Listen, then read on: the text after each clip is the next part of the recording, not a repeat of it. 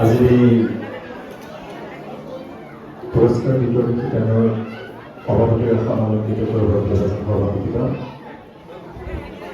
সম্পাদক মোৰ অতি শ্ৰদ্ধাৰ গহপুৰ জিলা শাখাৰ সভাপতি সম্পাদক জিলাৰ সহকাৰী সম্পাদক আইমাতৃ শাখাৰ বিষয়ববীয়াসকল অগ্ৰজ আপোনাৰ সমস্ত আঞ্চলিক প্ৰতিনিধিত্ব কৰা আপোনাৰ সমস্ত শিশু সমস্ত যুৱক যুৱতী সমস্ত আৰু আজিৰ এই সভাৰ মাধ্যমেৰে স্বৰূপ আমাৰ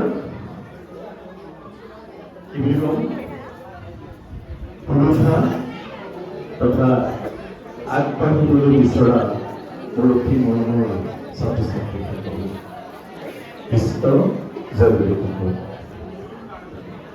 সময় মোক কম দিছে মই ধেৰ কথা পাতিব নোৱাৰিম মই যিখিনি কথা ক'ম সেইখিনি কথাকেই তোমালোকক উদ্দেশ্যি কৰি ক'ম আজি শ্ৰীমন্ত শংকৰদেৱ সংঘৰ মজিয়াত মই আধ্যাত্মিক দৰ্শনৰ বা তত্ত্বগত কথাখিনি নকওঁ আজি মই ছাত্ৰ ছাত্ৰীসকলক উদ্দেশ্য কৰি সেই কথাখিনি ক'ম হ'ব শুনি যাবা আৰু মনত ৰাখি যাবা জীৱনৰ অবিৰত বাটত ব্যৱহাৰ কৰিবা লাভ হ'ব হয়নে বাৰু প্ৰথম কথা আজিৰ এই মজিয়াখন শ্ৰীমন্ত শংকৰদেৱ সংঘৰ জিলা শাখাৰ মজিয়া হয়নে বাৰু আমি য'ত বহি আছোঁ এই বহি থকা জিলাখন শ্ৰীমন্ত শংকৰদেৱ সংঘৰ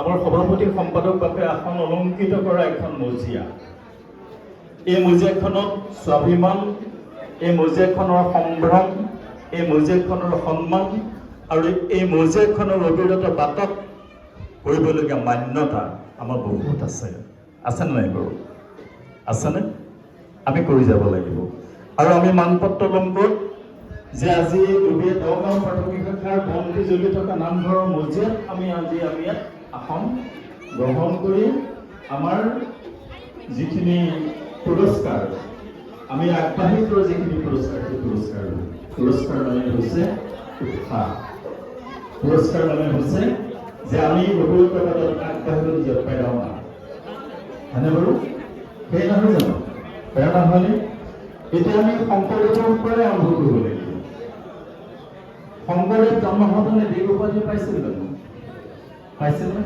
নাই পোৱা ভূপেন হাজৰিকা জন্ম হওঁতে কলাগুৰু উপাধি সুধাকণ্ঠ উপাধি পাইছিলে জানো নাই পোৱা বিষ্ণুৰাভে জন্ম হৈ কলাগুৰু উপাধি পাইছিল জানো নাই পোৱা পাইছিল নে নাই পোৱা এই যে মহাপুৰুষ শ্ৰীমন্ত শংকৰদেৱ দেৱ উপাধি পালে কলাগুৰু বিষ্ণুপ্ৰসাদ ৰাভা কলাৰ গুৰু হিচাপে পালে হয়নে আৰু জ্যোতিপ্ৰসাদ আগৰৱালাই শিল্পী হিচাপে পালে এই যে বিভিন্ন ভাষাবিলাকেৰে তেওঁলোকক বিশেষণ দিয়া হৈছে এই বিশেষণবিলাকৰ গুৰুটোৱেই হৈছে তেওঁলোকৰ ব্যক্তিত্ব আৰু এই ব্যক্তিত্বটো বিকাশ কৰিবৰ কাৰণে এই মঞ্চখনৰ প্ৰয়োজন গহপুৰ জিলা শাখাৰ এই চেষ্টা প্ৰতি বছৰ জিলা শাখাই চেষ্টা কৰি আহিছে আৰু চেষ্টা কৰি আমাৰ ছাত্ৰ ছাত্ৰীসকলক আগবঢ়াই আনিছে এটা প্ৰেৰণা দিছে শ্ৰীমন্ত শংকৰদেৱে জন্মগ্ৰহণ কৰি তেওঁ দেৱ উপাধি পোৱা নাছিল তেওঁ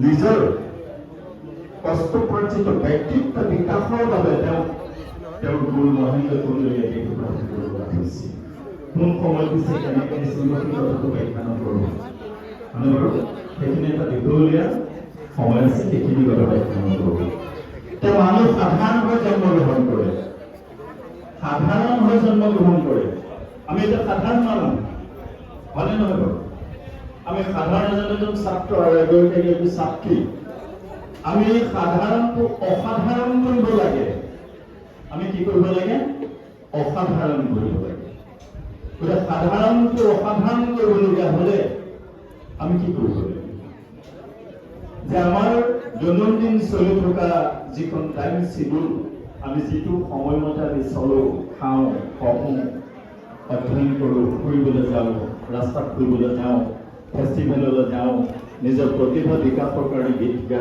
গাওঁ এইখিনি হৈছে আমাৰ টাইম চিডিউল আমি চলি থকা এটা সময় মই চলি থকা সময়খিনিৰ কাৰণে এটা কথা টানি আনিব বিচাৰিছোঁ লক্ষ্মীনাথ বেজবৰুৱা তোমালোকে বেজবৰুৱা লক্ষ্মীনাথ বেজবৰুৱাৰ নামটো পাইছানে পাইছা লক্ষ্মীনাথ বেজবৰুৱাই শ্ৰীমন্ত শংকৰদেৱৰ ওপৰত প্ৰথম কলম ধৰা ব্যক্তিজনে আছিল লক্ষ্মীনাথ বেজবৰুৱা। তাৰ পিছত যথাক্ৰমে বহু আহিছে। একেবাৰে শেষত আমাৰ লক্ষ্মীনন্দন বৰা ছাৰলৈকে আহিছে, গুৱাহাটী ইউনিভাৰ্চিটি লিডাৰ আছামিজৰ হেড, হয়নে? যে লক্ষ্মীনাথ বেজবৰুৱাই কি বুলি কৈছিলে, যে লক্ষ্মীনাথ বেজবৰুৱাৰ তাহানি তেওঁ দেউতা দীননাথ বেজবৰুৱা, দীননাথ বেজবৰুৱাই যিগৰাকী আইক বিয়া পাতিছিলে তেওঁ অনন্ত মণ্ডলী বংশধৰ আছিলে। যে অনন্ত মণ্ডলী বংশধৰ হিচাপে বৈষ্ণৱ পৰম্পৰাটো বংশগতভাৱে আহিছিলে আৰু তেওঁ অধ্যয়ন কৰা সমাজ হিচাপে আহিছিলে, তেওঁ কৈছে যে কমলাবাৰী সত্ৰ দীননাথ বেজবৰুৱাৰ দিনতেই প্ৰতিষ্ঠা হোৱা কমলাবাৰী সত্ৰ।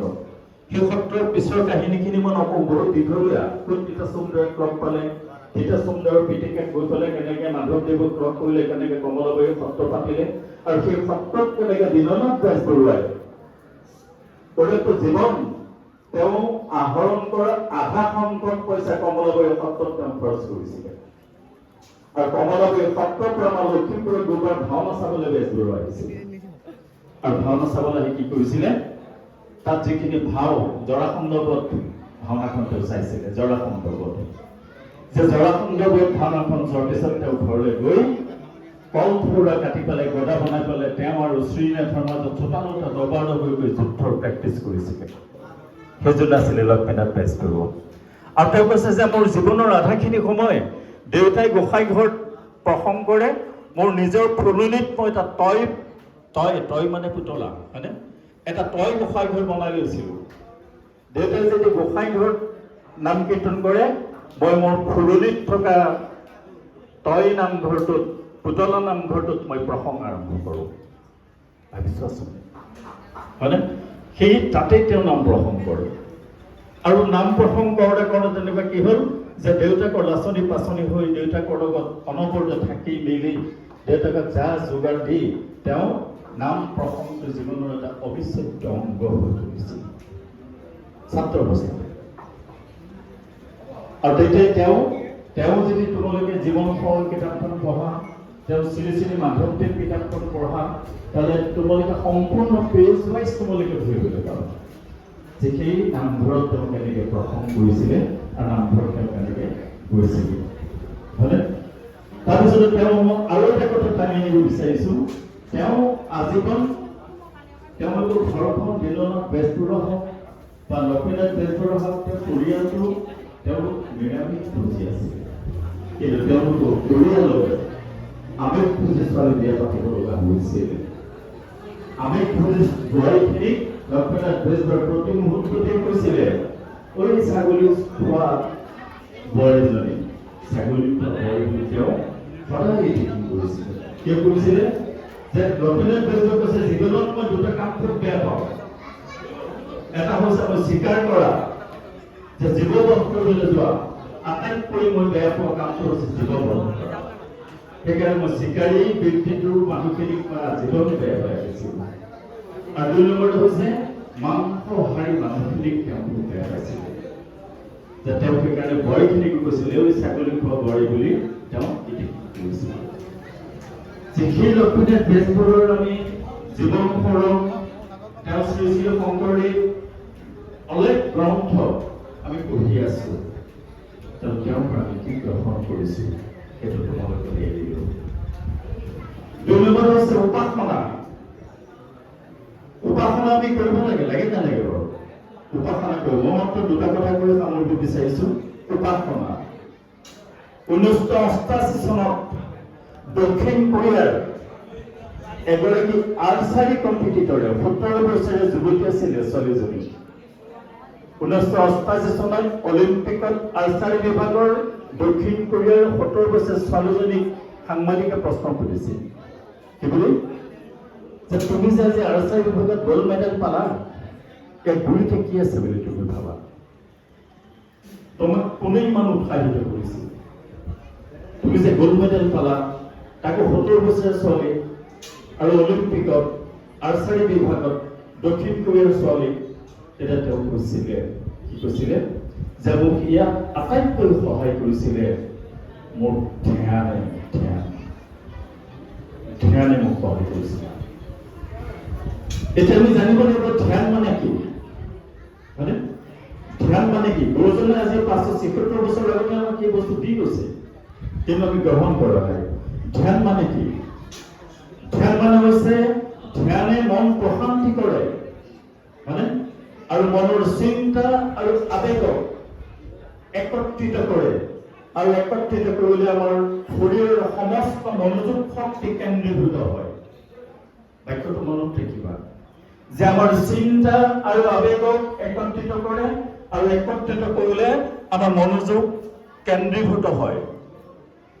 তোমালোকে নিজে সাধাৰণ ভাষাত চোৱাচোন, যদি আমাৰ দেহা সমস্ত শক্তি যদি আমি কেন্দ্ৰীভূত কৰি পঢ়াত লগাব পাৰোঁ, পাঠ্যক্ৰমত দিব পাৰোঁ, আমি দিনে ৰাতি যদি আমাৰ চকুৰ আগত এটা ভিজন আৰু মিছন থাকে, তেতিয়াহ'লে আমি নিশ্চয় আগবাঢ়ি যাব পাৰিম নে নোৱাৰিম? কিন্তু আমাৰ চকুৰ আগত মিছন আৰু ভিজনটো প্ৰত্যক্ষ হয়নে নহয়? উত্তৰত যেতিয়া খৰ মাৰিবলৈ কৈছিলে, তুমি মাছটো দেখিছানে? মাছটোৰ ওপৰত এটা পানীৰ ছাঁটো চাই আছিলে, হয়নে? তেওঁ যেতিয়া কৈছে মাছটো মই দেখিছোঁ, তুমি কি দেখিছা? মই মাছৰ চকুটোহে দেখিছোঁ। That is mission and vision, হয়নে? মই কি দেখিছোঁ? মাছৰ চকুটো দেখিছোঁ। তুমি সৌকত মাৰিব লাগে বোলে, মাছৰ চকুটোত মাৰিব লাগে। কিহে আনিলে? সেই যে মনোযোগ, সমস্ত আবেগ, সমস্ত চিন্তা একত্ৰিত কৰি তেওঁ চিন্তাটোক কেন্দ্ৰীভূত কৰিব পাৰিলে, আৰু কেন্দ্ৰীভূত কৰিব পৰাৰ কাৰণে তেওঁ কাৰ পোনে পোনে গৈ চকুটোৰ মাছটোৰ চকুটোত লাগিছে, হয়নে? ধ্যান মানে কি? যে আমি যেতিয়া আমাৰ বাহিৰলৈ উশাহ এৰি দিওঁ, বাহিৰৰ পৰা ভিতৰলৈ উশাহটো আমি লওঁ, বাহিৰৰ পৰা ভিতৰলৈ উশাহটো এৰি দিওঁ, এই যে এৰি দিওঁ আৰু আমি লওঁ, এই উশাহে আমাক কি হয়? যে আমাৰ চিন্তা আৰু আমাৰ একত্ৰিত কৰি সঠিক ৰূপত পৰিচালনা কৰি আমাৰ মনোভাৱক, আমাৰ মনোযোগক একত্ৰিত কৰি আমি যিটো আনন্দ পাওঁ, তাৰ নামেই হৈছে ধ্যান। কিয় তাৰ নাম ধ্যান হ'ল? যে আমাৰ মনটো হৈছে আবেগ, চিন্তা আৰু মনোযোগৰ শ্বাস লয়া, হয়নে বাৰু? আবেগ, চিন্তা আৰু মনোযোগৰ শ্বাস লয়া সমষ্টি হৈছে আমাৰ মনটো। যে আমি মনটোক আবেগ আৰু আমাৰ বিবেকক, আমি আবেগ বিবেক বুলি যে কওঁ, আৰু আমাৰ মনোযোগটোক যদি একত্ৰিত কৰিব পাৰোঁ, আৰু একত্ৰিত কৰি পেলাই যদি আমি উশাহটো বাহিৰলৈ আৰু ভিতৰলৈ এক ধ্যান কৰিব পাৰোঁ, তেতিয়া আমাৰ মনোযোগ কেন্দ্ৰীভূত নিশ্চিতভাৱে হ'ব। হ'বনে বাৰু? হ'বনে? আমি সন্ধিয়া প্ৰাৰ্থনা কৰোঁ, সেইকাৰণে গুৰুজনে কৈছে কাৰ্পণ্য কৰি উপাসনা কৰিবা। মই যেতিয়া ছাত্ৰ অৱস্থাত আছিলোঁ, আমাক বীৰেন্দ্ৰই মোক শিকাইছিলে যে কাৰ্পণ্য কৰি গাবা। প্ৰাৰ্থনাটো আমি একনিষ্ঠভাৱে ভগৱানৰ নাম স্মৰণ কৰি আমি কাৰ্পণ্যভাৱে কৰিব পাৰোঁনে? কৰিছোনে বাৰু? কৰিবা, লাভ হ'ব। ৰাছালে কৈছিল, ৰাছালে কি বুলি কৈছিল? যে জীৱনত সহজ আৰু কঠিন দুটা পথ আছে, এটা পথ সহজ আৰু এটা পথ কঠিন, হয়নে বাৰু? সহজ আৰু কঠিন পথেৰে গ'লে, সহজ পথেৰে যোৱাটো সহজ, কঠিন বাটেৰে যাবলৈ হ'লে মনোযোগটো বেছি ব্যৱহাৰ কৰিব লাগে, আৰু মনোযোগ যিমান বেছি ব্যৱহাৰ কৰিবা সিমানেই তোমাৰ অভিজ্ঞতা বাঢ়িব, আৰু যিমান তোমাৰ অভিজ্ঞতা বাঢ়িব, you make a perfect person. তোমালোকে যেন নিশ্চিত যোগ্য ব্যক্তি হ'ব পাৰিবা। কিন্তু যদি তোমাৰ মনোযোগটো, তোমাৰ চিন্তাটো, তোমাৰ আবেগক যদি কণ্ট্ৰল কৰি ধ্যানৰ বশৱৰ্তী হৈ যদি আগবাঢ়িব নোৱাৰা, তোমালোকে সেই চকুৰ মাছৰ চকুটোত কেতিয়াও কাঢ় মাৰিব নোৱাৰিবা। সঁচানে? আজি তোমালোকে পাছ কৰিছা, ভালকে পাছ কৰিছা, কোনোবা 70%, কোনোবা 80%, কোনোবাই কিবা পাৰ্চেণ্টলৈ ওলাই আহিছে, ভাল পাইছোঁ। কিন্তু অহা বছৰ যেতিয়া আমি বিচাৰিম এই ফিল্ডত শ্ৰীমন্ত শংকৰদেৱ সংঘৰ মজিয়াত, হয়নে? তেতিয়া আমি কিমান এই ল'ৰা ছোৱালীখিনিৰ মাজত আমি কেইজনক পাম? আমাৰ অফিচত কিন্তু ৰেকৰ্ড হৈছে। আজি ৰেকৰ্ড যে কৰিছে শ্ৰীমন্ত শংকৰদেৱ সংঘৰ কাৰ্যালয়ত, কিন্তু এইটো ৰেকৰ্ড হৈছে। এই বছৰ আমি কিমানজনক চাৰ্টিফিকেট দিছোঁ, কিমান পাৰ্চেণ্টক দিছোঁ, কিমান পাৰ্চেণ্টৰ কোনখন গাঁৱৰ কোনে কোনে পালে, এইটো কিন্তু আমাৰ অলৰেডি আমাৰ জিলা কাৰ্যালয়ত মজুত হৈ আছে নে বাৰু? কাৰ্যালয়ত মজুত হৈ আছে। এই যে মজুত ৰেকৰ্ডটো যেতিয়া আমি আৰু 2 বছৰ পিছত আমি বিচাৰিম যে আমুকজনী ছোৱালীক আমি সমৰ্থন জনাইছিলোঁ, সেইজনী ছোৱালী ক'ত আছে এতিয়া? আমি খবৰ নিশ্চয় ৰাখিম। তোমালোকে খবৰ ৰাখা নাই আমি নাজানো, আমি কিন্তু খবৰ ৰাখিম। তোমালোকে যদি খবৰ ৰাখা আমি বুজি পাম যে শ্ৰীমন্ত শংকৰদেৱ সংঘৰ প্ৰতি তোমালোকৰ মান্যতা আৰু শ্ৰদ্ধা। আধ্যাত্মিক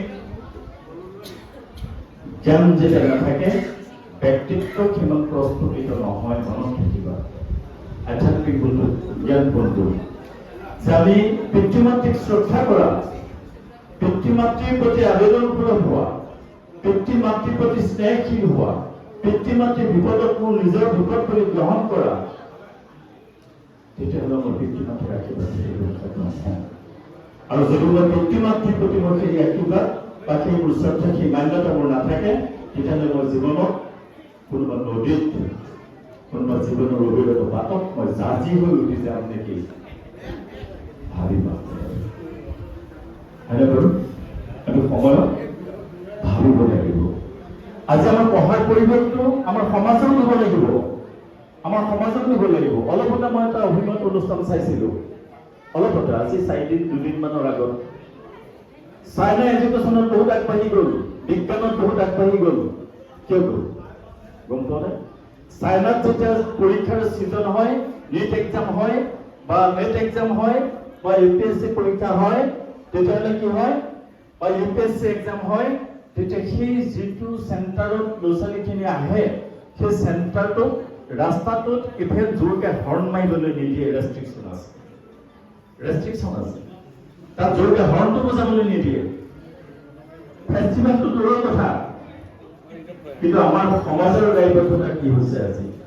আমাৰ সমাজৰ দায়বদ্ধতা হৈছে কি যে কাৰোবাৰ মেট্ৰিকৰ কেণ্ডিডেট আছে, কাৰোবাৰ হায়াৰ ছেকেণ্ডেৰী কেণ্ডিডেট আছে, কাৰোবাৰ ডিগ্ৰী মেজৰৰ ষ্টুডেণ্ট আছে, কিন্তু মোৰ গাঁৱত ৰাস চলি আছে, মোৰ গাঁৱত ৰাস চলি আছে, মোৰ গাঁৱত ভাওনা চলি আছে। ভাওনা পতা মানুহকেইটাই সেই ষ্টুডেণ্টখিনিৰ কথা ভাবিব লাগে নে নালাগে? আজি তোমালোকে গম পাইছে যে যোৰা পৰহি মোৰ ওচৰলৈ 4টা ল'ৰা আহিছিলে। কি গম পোৱা নাই? আমাৰ দক্ষিণ পাৰটোত আমাৰ লখিমপুৰ আঞ্চলিক সভাপতি সম্পাদক আছে, বাগদানৰ সমস্ত আছে। 8টা ষ্টুডেণ্টে এইবাৰ নিট এক্সাম পাছ কৰিছে। 8 ষ্টুডেণ্ট নিট এক্সাম কেতিয়া পাছ কৰিছে? 8টাই। জোনাই আমাৰ মিচিং অধ্যুষিত এলেকাত কেতিয়া পাছ কৰিছে? 8টাই। আৰু তেওঁলোক মোৰ ওচৰত কিয় হৈছিলে গম পোৱা? তেওঁলোক আহি পেলাই মোক কৈছিলে, ছাৰ আপুনি আমাক অকণমান সহায় কৰিব লাগে। বোলে কি সহায় কৰিব লাগে?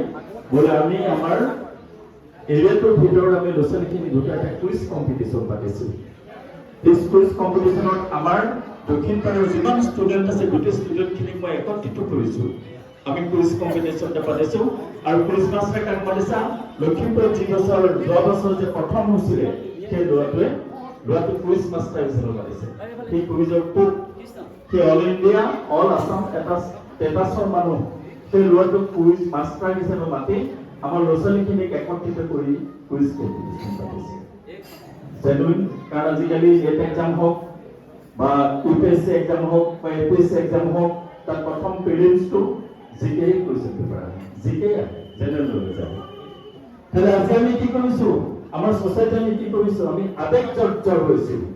আমি আবেগ জৰ্জৰ হৈ আমি কি কৰিছোঁ? আমি নিজক পাহৰি গৈছোঁ। হয়নে? আমি নিজক পাহৰি গৈছোঁ। গতিকে ছ'চাইটিখন সংশোধন কৰা, যিখন সমাজত বসবাস কৰিম সেই সমাজখনক নিজে ঠিক কৰি লোৱা, সেই দায়িত্বটো উঠি অহা প্ৰজন্ম। আজি তোমালোকে কোৱাচোন, এইখন গাঁও মই আদৰ্শ গাঁও হিচাপে প্ৰতিষ্ঠা কৰিছোঁ। মোৰ নিজৰ পদূলিত মই এটা গছ পুলি লগাই সেই গছ পুলিটো সংৰক্ষণ আৰু সংবৰ্ধন মই নিজে কৰিম। মোৰ গাঁওখন এখন আদৰ্শ গাঁও হ'ব। আমি তেনেকুৱা কৰিব পাৰিছোঁনে? কিন্তু আমি এইটো উঠি অহা এটা নতুন প্ৰজন্ম, কাৰণ আমাৰ আদৰ্শ ক'ত আছে? মোৰ গাঁওখন মই একত্ৰিত কৰি মোৰ ঘৰত এটা সুন্দৰ পদূলিত এটা গছ পুলি লগাই সেই পুলিটো মই ডাঙৰ দীঘল কৰিব পাৰিছোঁ নে নাই?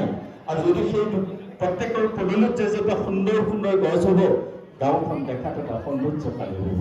আৰু সেই সৌন্দৰ্যৰ গৌৰৱ তোমালোকেই বুটলিবা, কিন্তু তাৰ প্ৰচেষ্টা আমি কৰিছোঁ নে নাই? আমি কৰিব পাৰিছোঁ নে নাই? সেইটো মূল কথা হয়নে?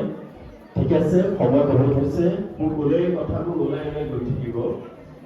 শেষত মই এটা কথা ক'ব বিচাৰিছোঁ, give and take, take and give.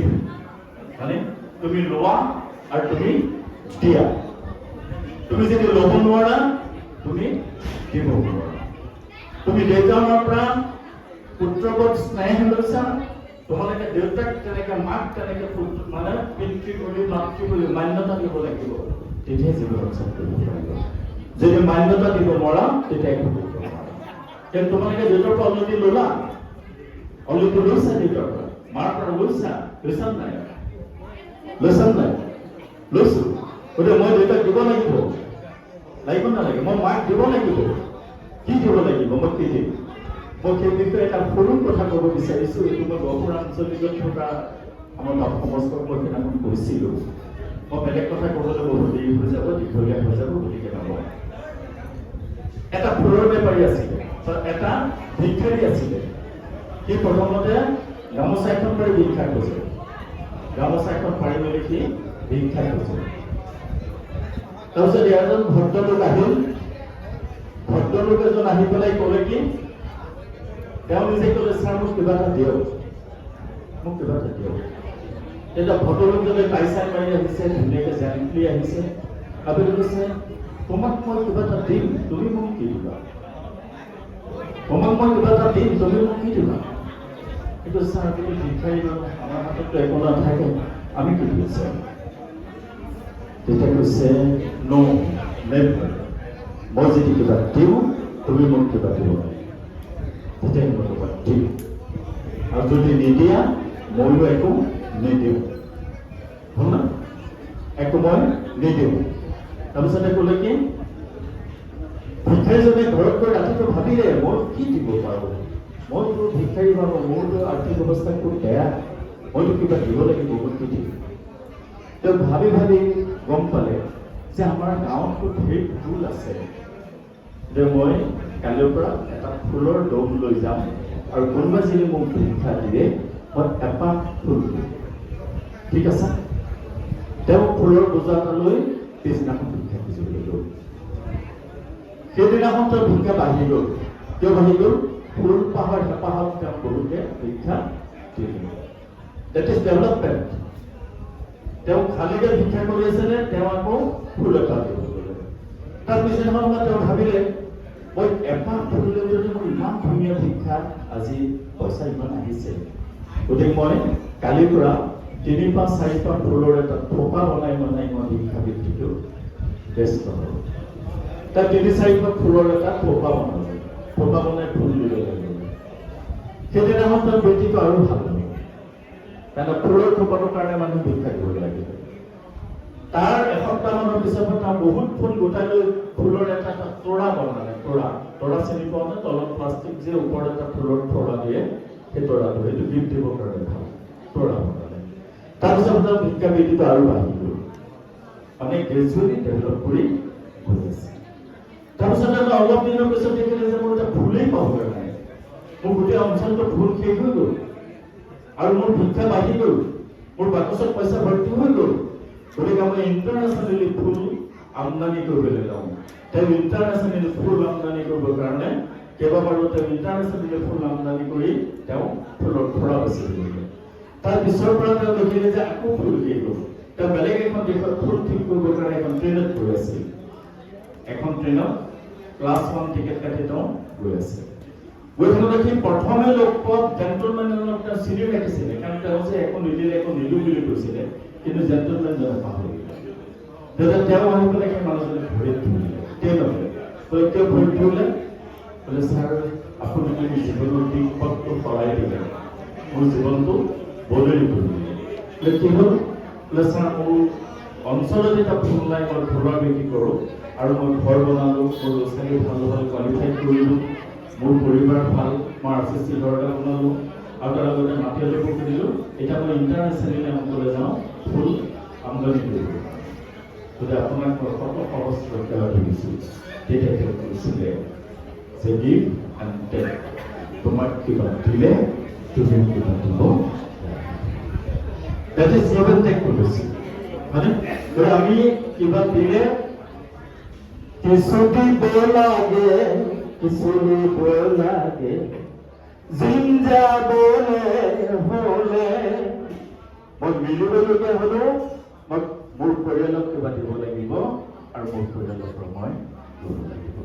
জীৱনত অতৃপ্তি আছে, জীৱনত সম্পূৰ্ণ তৃপ্তি কোনেও নাপায়। অতৃপ্তি থাকিলে বুলিয়েই যে মই জীৱনটো বেকাৰ বুলি ভাবিম, সেইটো কিন্তু তোমালোকে ভাবি নল'বা। অতৃপ্তি জীৱনত থাকেই, সকলো জীৱনত অতৃপ্তি আছে। যদি অতৃপ্তি থাকে তাহলে তোমালোকে যিখিনি পাইছা তাতে সন্তুষ্টি থাকিবা, তেতিয়া তোমালোকৰ জীৱনত কেতিয়াও দুখ নাহে। তোমালোকে আৰচিচিত থকা ছোৱালীজনীৰ লগত কল্পনা নকৰিবা তোমাৰ লাইফ ষ্টেণ্ডাৰ্ডটো, তোমাৰ লাইফ ষ্টাইলটো। তোমালোকে গাঁৱত থকা সাধাৰণ ছোৱালীজনীৰ লগত নিজক কম্পেয়াৰ কৰিবা, তেতিয়া তোমালোকে সুখী হ'ব পাৰিবা। আৰু যদি তোমালোকে সেই আৰচিচিত থকা, ফ্লাইটত থকা, ডাঙৰ ডাঙৰ গাড়ীবিলাকত ঘূৰি ফুৰা ছোৱালীজনীৰ সৈতে নিজক তুলনা কৰা, তেতিয়া তোমালোকে অতৃপ্তিত ভুগিবা। আৰু অতৃপ্তিত ভুগিলে তোমালোকৰ যিখিনি কৰ্ম উদ্যম, সেই উদ্যমখিনি হেৰাই যাব। এতিয়া কৰ্ম উদ্যমখিনি মনত ৰাখিবা আৰু কৰ্ম উদ্যমখিনিৰ লগতকৈ আগবাঢ়িবা, তেতিয়া জীৱনত কেতিয়াও পিছ কৰিব লগা নিশ্চয় নহয়। ধন্যবাদ। গতিকে মই এইখিনি কথা আগবঢ়ালোঁ। মোক ইতিমধ্যে সময় 10 মিনিট দিছিলে, সময় হৈ গৈছে চাগে। ক'লে ধেৰ থাকিব, সাধু ধেৰ আছে, ষ্টুডেণ্টক লৈ ল'বলগীয়া সাধু বহুত আছে, কিন্তু মই সাধু মাত্ৰ যে এটাই অকণমান আওৰালোঁ আৰু পিছৰখিনি পিছত কওঁ। কৃষ্ণ বেয়া পালে নেকি ক'বলৈ? লগত লৈ গৈছা, বন্তি জ্বলাবা, উপাসনা কৰিবা, সন্ধিয়া উপাসনা কৰিবা, ধ্যান কৰিবা। সেই আৰ্চনী ছোৱালীজনী কৈছে মই 2 ঘণ্টা ডেইলি ধ্যান কৰোঁ, 2 hours। মোৰ আবেগ, মোৰ চিন্তা আৰু মোৰ মনোযোগক একত্ৰিত কৰিবৰ কাৰণে। ধ্যান যদি কৰা, উপাসনা যদি কৰা, তোমাৰ আবেগ, তোমাৰ মনোযোগ আৰু তোমাৰ চিন্তা একত্ৰিত নিশ্চিতভাৱে কৰিব পাৰিবা। এইখিনিকে ক'লোঁ, আগবঢ়ালোঁ। ইয়াত যদি অগা পিছা কিবা হৈছে পেলাব নহ'লে নিশ্চিতভাৱে ক্ষমা কৰিব। কৃষ্ণ অপৰাধ বিনাশন তজনম নাৰায়ণ জানি নামে কপিলো কৰণে আনন্দী নামে অপৰাধ ক্ষমা কৰি তুমি দৰ্শিত কৰি মুখৰ ৰক্ষা কৰিছে প্ৰভু, মুখৰ ৰক্ষা কৰিছে। কৃষ্ণ কৃষ্ণ কৃষ্ণ কৃষ্ণ অপৰাধ বিনাশন।